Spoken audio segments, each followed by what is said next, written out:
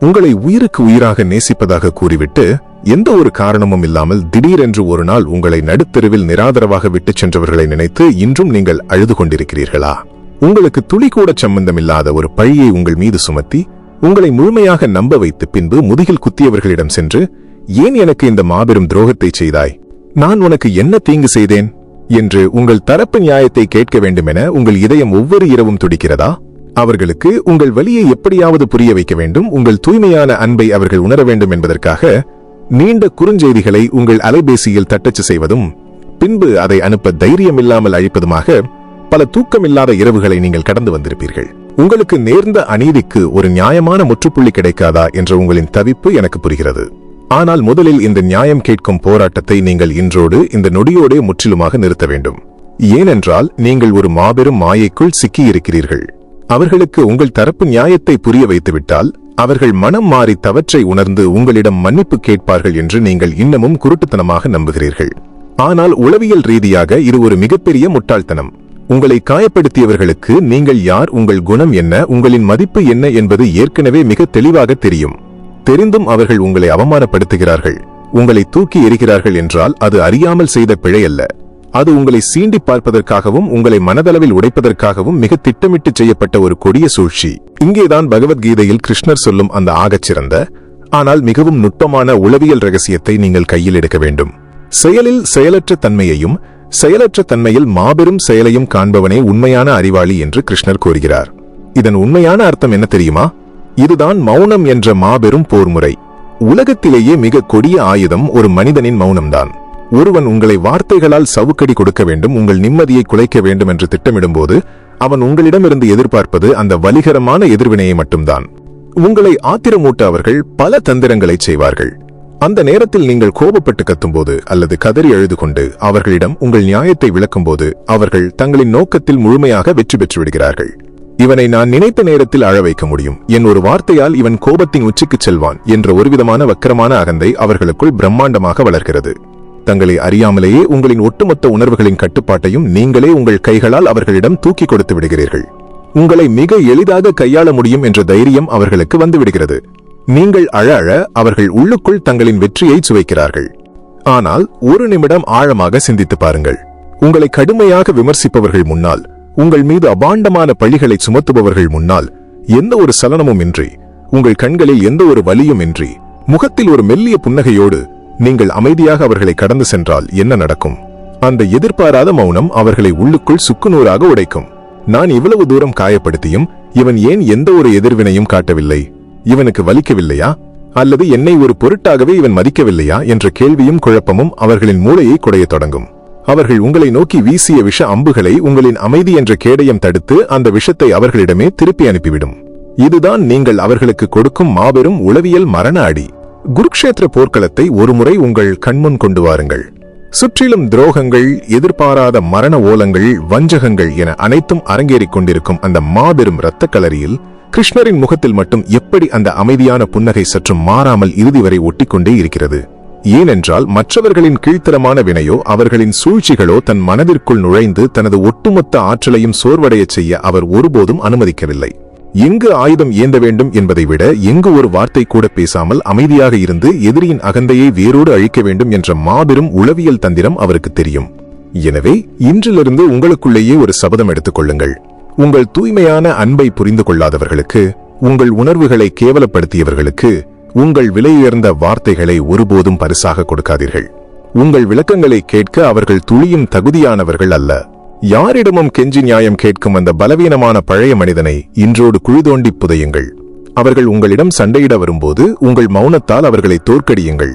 உங்கள் ஆற்றலை தேவையற்ற வார்த்தைகளில் வீணாக்காதீர்கள். அந்த மௌனத்தை பழகுங்கள். உங்கள் உணர்வுகளின் கட்டுப்பாட்டை மீண்டும் உங்கள் கைகளில் இறுக்கமாக பிடித்துக் கொள்ளுங்கள். இந்த மௌனத்தை நீங்கள் முழுமையாக கற்றுக்கொண்டு விட்டால் இந்த உலகத்தில் எந்த ஒரு மனிதனாலும் எந்த ஒரு துரோகத்தாலும் உங்களை இனி மனதளவில் வீழ்த்தவே முடியாது. உங்களின் மௌனம் அவர்களின் மனச்சாட்சியை என்றாவது ஒரு நாள் சம்மட்டியால் அடிக்கும். அந்த ஆழ்ந்த அமைதிக்குள் நீங்கள் முழுமையாக நுழையும் போதுதான் உங்கள் வாழ்க்கையின் அடுத்த மிகப்பெரிய ரகசியமான உங்களுக்கான வெற்றியை ஈர்க்கும் அந்த பற்றற்ற நிலை உங்களுக்கு புரிய தொடங்கும். வாழ்க்கையில் நாம் சந்திக்கும் மிகப்பெரிய வலிகளுக்கும் தாங்க முடியாத ஏமாற்றங்களுக்கும் உண்மையான காரணம் என்ன தெரியுமா?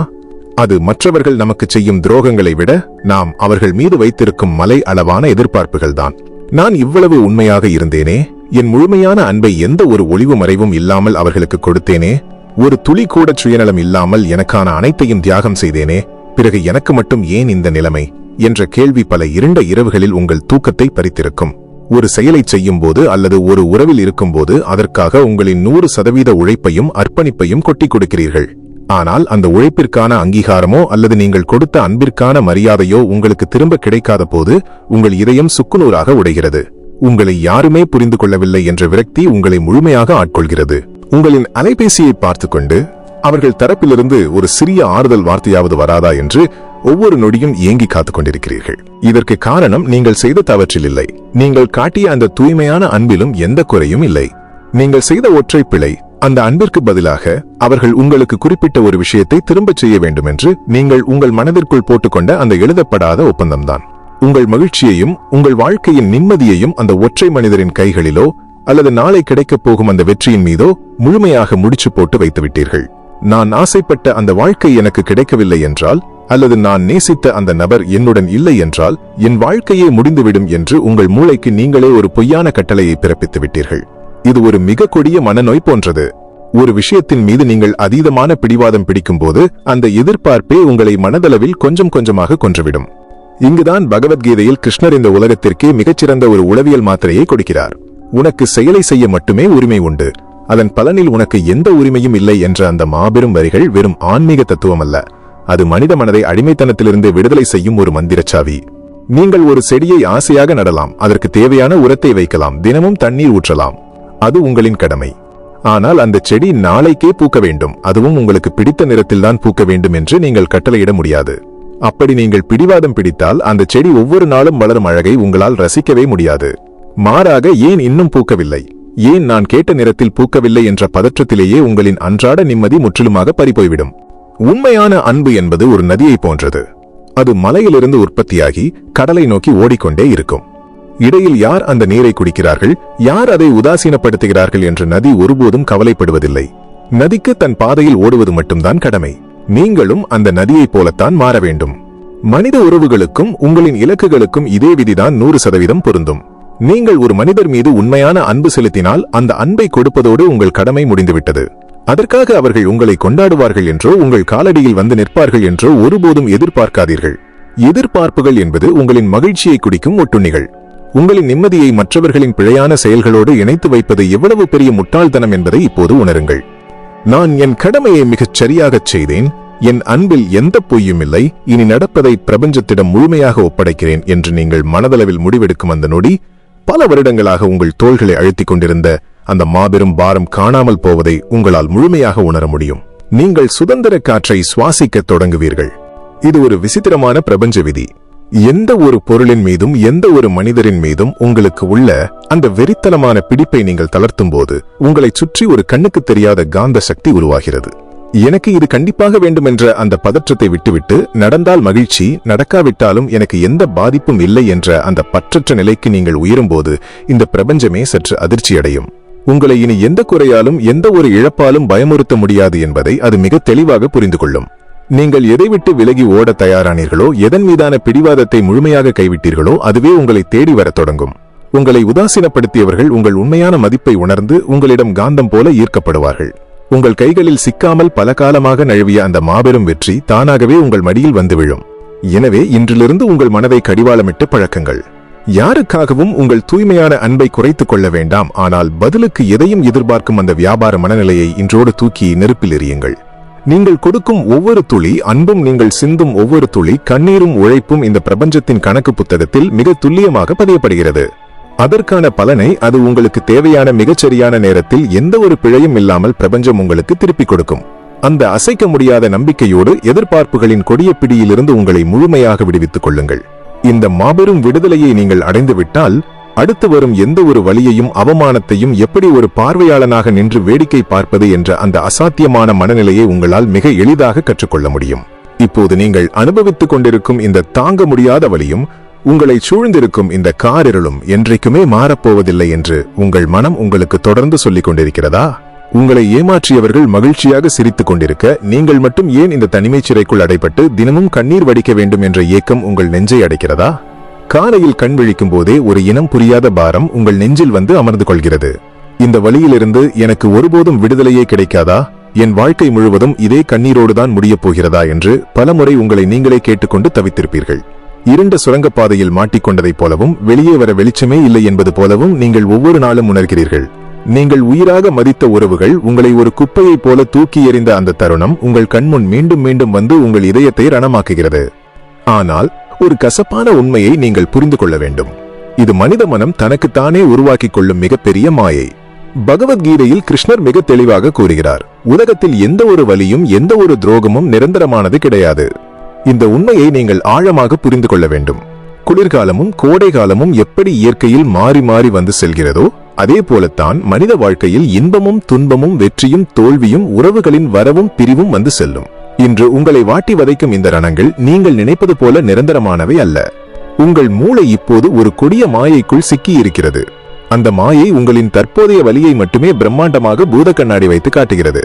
எதிர்காலத்தில் உங்களுக்காக காத்துக் கொண்டிருக்கும் மாபெரும் வசந்த காலத்தை அது உங்கள் கண்களில் இருந்து மறைத்து விடுகிறது. நேற்று வரை உங்களோடு சிரித்து பேசியவர்கள் இன்று முகம் திருப்பிக் கொள்கிறார்கள் என்றால், இன்று உங்களை உதாசீனப்படுத்துபவர்கள் நாளை உங்களை தேடி வரும் காலமும் கட்டாயம் உருவாகும்.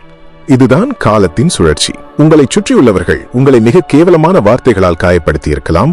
உங்களுக்கு சிறிதும் சம்பந்தமில்லாத பழிகளை உங்கள் மீது சுமத்தி உங்கள் பெயரை களங்கப்படுத்தி இருக்கலாம். இதனால் உங்கள் சுயமரியாதை முற்றிலுமாக அழிந்து விட்டதாக நீங்கள் பாவதேலாம். ஆனால் கிருஷ்ணர் அர்ஜுனனுக்கு உணர்த்திய அந்த பேருண்மையை இப்போது நீங்கள் உணர வேண்டும். இந்த ஆன்மாவை எந்த ஆயுதங்களாலும் வெட்ட முடியாது, எந்த நெருப்பாலும் எரிக்க முடியாது, நீரால் நனைக்க முடியாது, காற்றால் உலர்த்த முடியாது. உங்களுக்கு வெளியே நடக்கும் எந்த ஒரு அவமானமும், உங்களுக்கு நேர்ந்த எந்த ஒரு மாபெரும் துரோகமும் உங்களின் உள்ளே இருக்கும் அந்த தூய்மையான ஆன்மாவை ஒருபோதும் தீண்டவே முடியாது. நீங்கள் அவமானப்பட்டதாக நினைப்பது உங்கள் அகந்தையை மட்டும்தானே தவிர உங்களின் உண்மையான ஆத்மாவை அல்ல. இந்த ஆழமான உண்மையை நீங்கள் முழுமையாக ஏற்றுக்கொண்டு விட்டால் இந்த உலகின் எந்த ஒரு மனிதனின் விமர்சனமும் உங்களை கீழே தள்ள முடியாது. வலிகள் வரும்போது அதை கண்டு பயந்து ஓடாதீர்கள். அதை எதிர்த்து சண்டையிடவும் நினைக்காதீர்கள். மாறாக ஒரு ஆழமான தியானியைப் போல அந்த உணர்வுகளை ஒரு பார்வையாளனாக நின்று வேடிக்கை பார்க்க பழகுங்கள். உங்களுக்குள் துக்கம் எழும்போது நான் துக்கமாக இருக்கிறேன் என்று ஒருபோதும் சொல்லாதீர்கள். எனக்குள் துக்கம் என்ற உணர்வு வருவதை நான் வேடிக்கை பார்க்கிறேன் என்று உங்கள் மனதிற்கு சொல்லிக் கொடுங்கள். ஆற்று வெள்ளத்தில் அடித்துச் செல்லப்படுபவனுக்கும் கரையில் பாதுகாப்பாக நின்று அந்த வெள்ளத்தை வேடிக்கை பார்ப்பவனுக்கும் மிகப்பெரிய வித்தியாசம் இருக்கிறது. உங்கள் உணர்ச்சிகள் சீரிப்பாயும் ஆற்று வெள்ளம் என்றால் நீங்கள் கரையில் நிற்கும் பார்வையாளன். அந்த உணர்ச்சி வெள்ளத்திற்குள் குதித்து உங்களை நீங்களே அழித்துக் கொள்ளாதீர்கள். வலிகள் வந்து மோதட்டும், அவை வந்துவிட்டு போகும் மேகங்கள் என்பதை உணர்ந்து அமைதியாக நிமிர்ந்து நில்லுங்கள்.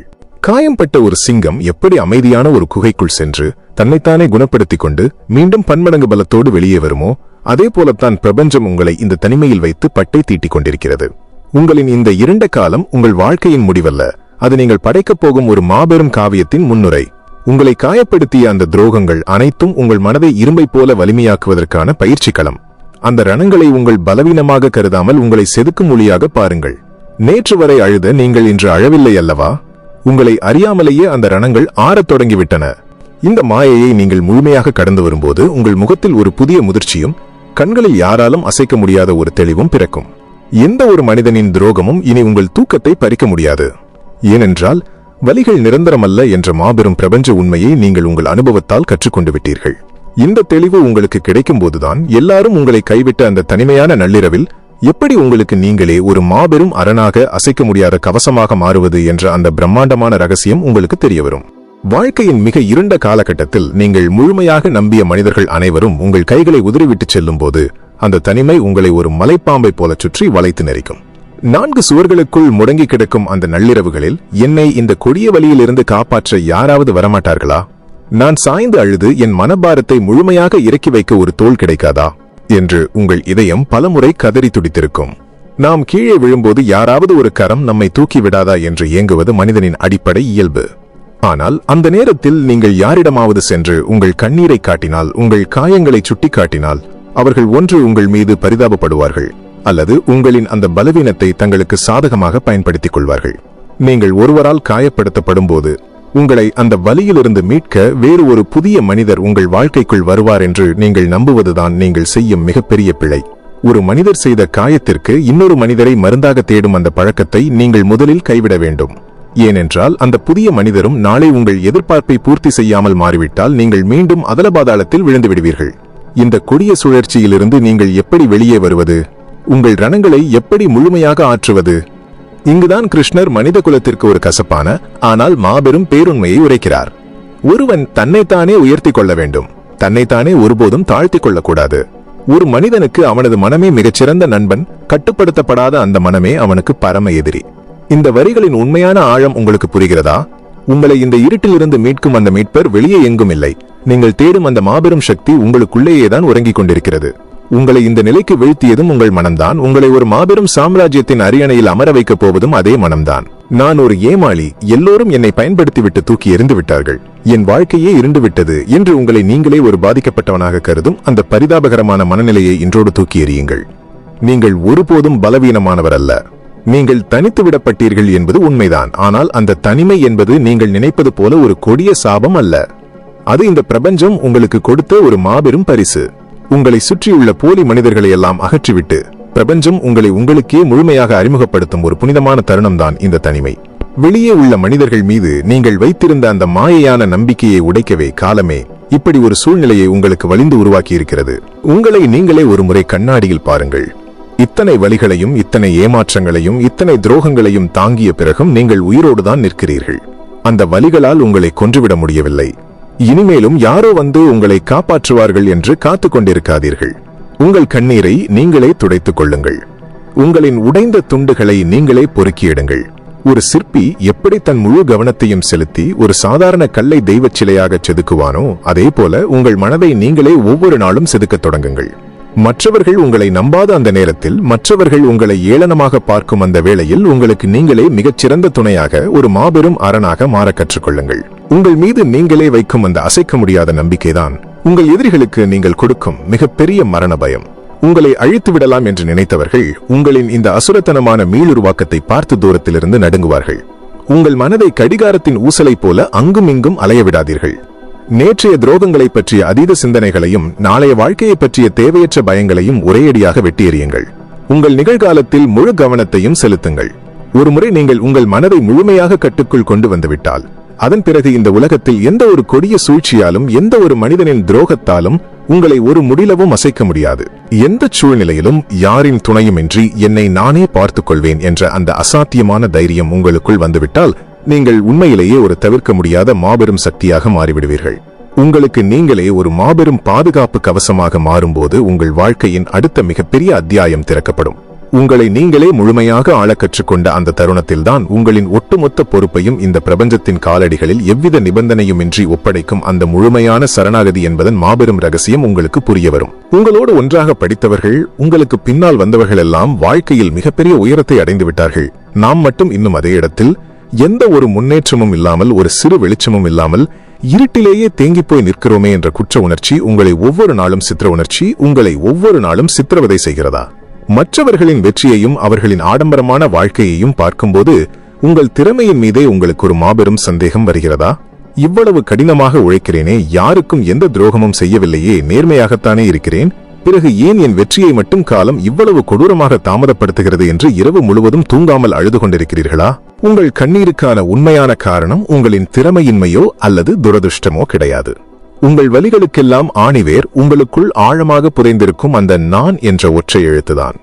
எல்லாம் என் கட்டுப்பாட்டில்தான் இருக்க வேண்டும், நான் போடும் திட்டத்தின்படிதான் என் வாழ்க்கை நகர வேண்டும், எனது வெற்றி இன்றே இப்போதே எனக்கு கிடைக்க வேண்டும் என்று நீங்கள் நினைப்பதுதான் உங்களின் மிகப்பெரிய பிழை. எனக்கு திறமை இருக்கிறது, நான் உண்மையாக உழைக்கிறேன், பின்னரும் ஏன் எனக்கு வெற்றி கிடைக்கவில்லை என்று நீங்கள் காலத்திடம் நியாயம் கேட்கிறீர்கள். இங்குதான் உங்களுக்குள் இருக்கும் அந்த நான் என்ற அகந்தை முழுமையாக வெளிப்படுகிறது. ஒரு கசப்பான உண்மையை ஆழமாக உணருங்கள். நீங்கள் ஒரு பேருந்தில் நீண்ட தூரம் பயணம் செய்யும் போது அந்த பேருந்தை எப்படி ஓட்ட வேண்டும், எந்த வழியில் செல்ல வேண்டும், எங்கு வேகத்தை குறைக்க வேண்டும் என்று ஓட்டுநரிடம் நீங்கள் சண்டையிடுவதில்லை. உங்கள் பயணச்சீட்டை வாங்கிவிட்டு உங்கள் இலக்கு வரும் வரை அமைதியாக அந்த ஓட்டுநரை முழுமையாக நம்பி உறங்குகிறீர்கள். ஆனால் உங்களின் ஒட்டுமொத்த வாழ்க்கை பயணத்தில் மட்டும் இந்த பிரபஞ்சம் என்ற மாபெரும் ஓட்டுநரை நம்பாமல் நீங்களே திசைமாற்றியை பிடித்து திருப்ப முயற்சி செய்கிறீர்கள். அதுதான் உங்கள் நிம்மதியின்மையின் ஆணிவேர். உங்களின் குறுக்கு வழிகளும் உங்களின் பதற்றமும் உங்களை ஒருபோதும் சரியான இலக்கிற்கு கொண்டு செல்லாது. ஒரு மனிதனுக்கு அவனது கற்பனைக்கும் எட்டாத மாபெரும் வெற்றியை கொடுப்பதற்கு முன் பிரபஞ்சம் அவனை சுக்குநூறாக உடைக்கும். அவனது அத்தனை சிறு சிறு திட்டங்களையும் தவிடு பொடியாக்கும். என்னால் எல்லாம் முடியும் என்ற அவனது ஆணவத்தை முற்றிலுமாக அழிக்கும். நீங்கள் இப்போது சந்திக்கும் இந்த தொடர் தோல்விகளும் இந்த தாமதமான வெற்றியும் உங்களை அழிப்பதற்காக பிரபஞ்சம் கொடுக்கும் தண்டனை அல்ல, அது உங்களை செதுக்குவதற்கான ஒரு மாபெரும் பயிற்சி களம். பிரபஞ்சத்தின் கால கடிகாரத்தில் உங்களுக்கான நேரம் மிக துல்லியமாக குறிக்கப்பட்டுள்ளது. அந்த நேரம் வரும் வரை உங்களை முழுமையாக பக்குவப்படுத்துவதே காலத்தின் முதன்மையான வேலை. இங்குதான் பகவத்கீதையின் இறுதி மற்றும் மாபெரும் ரகசியத்தை கிருஷ்ணர் உலகிற்கு உரைக்கிறார். அதுதான் முழுமையான சரணாகதி. வாழ்க்கையின் அத்தனை கதவுகளும் உங்கள் முகத்திற்கு நேராக அடைக்கப்பட்டு வெளியே தெரியாமல் நீங்கள் தனிமையில் தவிக்கும் அந்த நள்ளிரவில் ஒரு ஆழமான மூச்சை உள்ளிழுங்கள். உங்கள் கைகளை விரித்து வானத்தை பார்த்து, என்னால் இனி தனித்து போராட முடியாது. என் தற்பெருமைகளை, என் அகந்தையை நான் இன்றோடு முற்றிலுமாக அழித்துவிட்டேன். என் வலிகளை, என் கண்ணீரை, என் கனவுகளை, என் ஒட்டுமொத்த வாழ்க்கையையும் உந்தன் பாதங்களில் எவ்வித நிபந்தனையும் இன்று சமர்ப்பிக்கிறேன். இனி நான் வெறும் கருவி மட்டும்தான். நீயே என்னை வழிநடத்து என்று உங்கள் முழு பொறுப்பையும் பிரபஞ்சத்திடம் ஒப்படையுங்கள். இது ஒரு மாபெரும் விடுதலையின் தருணம். நீங்கள் இப்படி உங்கள் அகந்தையை அழித்து முழுமையாக சரணடைந்த அந்த ஒற்றை நொடியில் பிரபஞ்சத்தின் அத்தனை மாபெரும் சக்திகளும் உங்களுக்காக வேலை செய்ய தொடங்கும். உங்கள் தோள்களை இத்தனை வருடங்களாக அழுத்திக் கொண்டிருந்த அந்த மாபெரும் பொறுப்பு என்ற சுமை சரிந்து விழுவதை நீங்கள் உணர்வீர்கள். நாளை என்ன நடக்கும், நாளை நான் தோற்றுப்போவேனா என்ற அந்த மரண பயம் உங்களை விட்டு நிரந்தரமாக விலகும். ஏனென்றால் இப்போது உங்கள் வாழ்க்கையின் சுமை உங்கள் தோள்களில் இல்லை, அது இந்த பிரபஞ்சத்தின் பாதுகாப்பான கைகளில் இருக்கிறது. நீங்கள் சரணடைந்த பிறகு நீங்கள் எதை தேடி இத்தனை வருடங்களாக அலைந்தீர்களோ அது தானாக உங்களை தேடி வரும். உங்களை உதாசீனப்படுத்தியவர்கள் வியந்து பார்க்கும் அளவிற்கு உங்கள் வாழ்க்கை ஒரு மாபெரும் சாம்ராஜ்யமாக மாறும். நீங்கள் எந்த செயலை செய்தாலும் இதை நான் செய்யவில்லை, எனக்குள் இருக்கும் பிரபஞ்ச சக்தி செய்கிறது என்ற உணர்வோடு செய்வீர்கள். உங்கள் வெற்றிக்கும் தோல்விக்கும் நீங்கள் பொறுப்பல்ல என்ற அந்த ஆழமான புரிதல் உங்களுக்குள் ஒரு அசைக்க முடியாத நிரந்தரமான அமைதியை கொண்டு வரும். நண்பா, இந்த 5 ரகசியங்களும் உங்கள் வாழ்க்கையை முழுமையாக மாற்றப்போகும் மாபெரும் உளவியல் திறவுகோள்கள். மௌனத்தால் உங்கள் எதிரியை வீழ்த்துங்கள். பற்றற்ற நிலையால் உங்கள் நிம்மதியை கண்டறியுங்கள். மாயையை கடந்து உங்களின் ரணங்களை ஆற்றுங்கள். உங்களுக்கு நீங்களே ஆகச்சிறந்த அரணாக மாறுங்கள். இறுதியாக அகந்தையை அழித்து பிரபஞ்சத்திடம் முழுமையாக சரணடையுங்கள். இந்த 5ஐயும் உங்கள் வாழ்க்கையில் நீங்கள் கடைபிடிக்க தொடங்கும் அந்த நொடியிலிருந்து உங்கள் வாழ்க்கைக்கான அடுத்த மாபெரும் காவியத்தை காலம் தன் பொன்னான கைகளில் எழுதத் தொடங்கும். உங்கள் தாமதமான வெற்றி இப்போது உங்களை நோக்கி பயணிக்க தொடங்கிவிட்டது. அமைதியாக இருங்கள், காலத்தை நம்புங்கள்,